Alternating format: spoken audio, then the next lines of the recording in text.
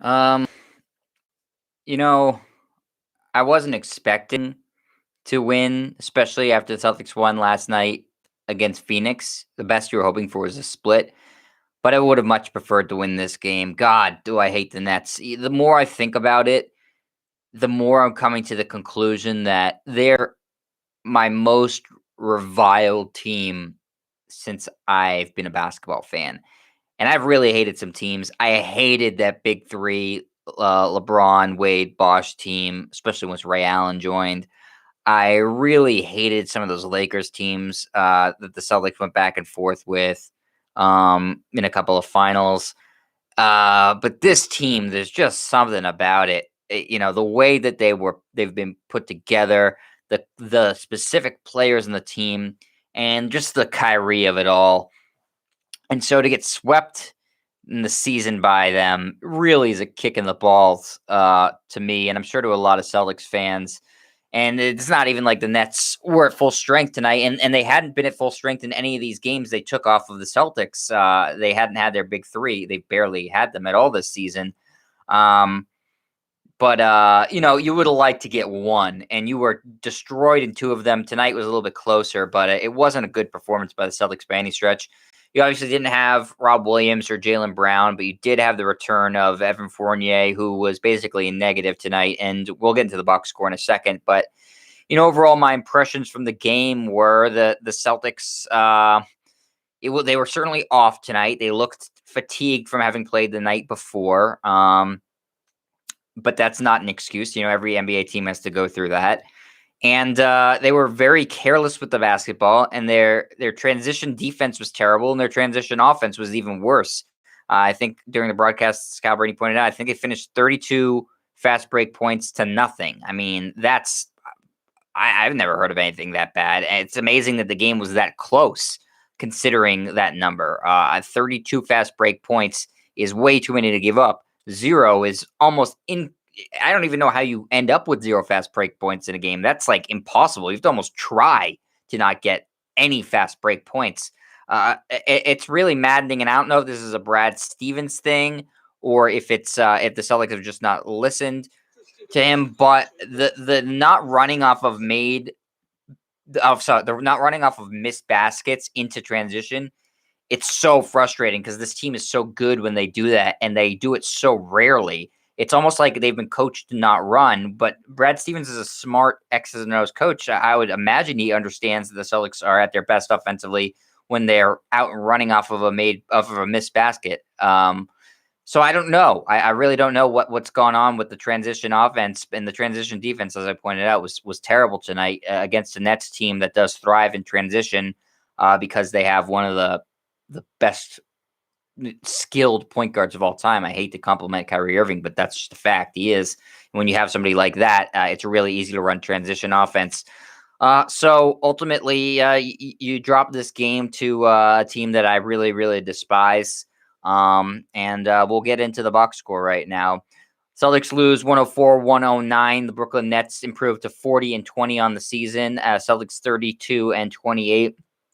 40-20 is incredibly impressive for this Nets team that has barely had their big three together. I think 6 games they've played, and then these guys have been in and out of the lineup. So if they're healthy for the postseason, they're going to be really hard to beat. But this wasn't that version of the team. So you would have thought the Celtics would maybe be able to take out this version of the Nets that was basically just Kyrie Irving and a bunch of role players. But the Celtics just didn't get enough help offensively for Jason Tatum, and they turned the ball over 19 times, which is far too many. And as I mentioned, the fast break points, the transition defense, and the transition offense were a disaster. So starters tonight were Shemi Ojeleye, Jason Tatum, Tristan Thompson, Marcus Smart, Romeo Langford. Not the strongest of starting lineups, certainly.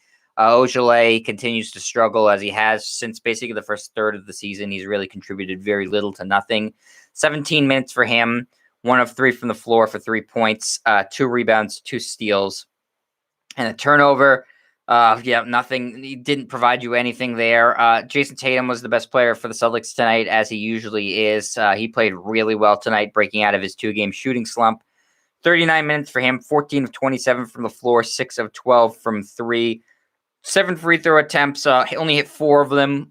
He missed a couple late, which is unusual for him. I think that's just a concentration thing. But 38 points for Tatum, who's now just putting in big numbers casually.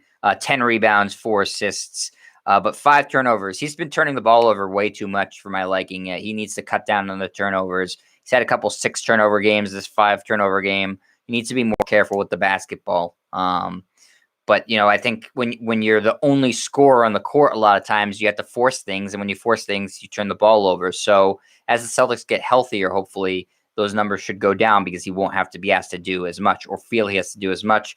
Tristan Thompson played fine tonight, 26 minutes, 3 of 9 from the floor, 9 rebounds, 2 blocks, and 8 points. Again, you're seeing a trend. You're not a lot of help for Jason Tatum offensively. Marcus Smart was terrific tonight, I thought, except for from 3 where he was terrible, but 19 points for him in 30 minutes, 5 rebounds, 3 assists, 2 steals, also 5 turnovers for him, too many. He was 2 of 10 from 3, which is dreadful, but 7 of 17 from the floor, which isn't that bad. He was pretty damn good defensively. I thought he held Kyrie in check pretty well. Kyrie only finished with 15 points tonight. So I thought Smart did what you kind of needed him to do to win the game, but you just didn't get help from other players. Romeo Langford in the starting lineup again.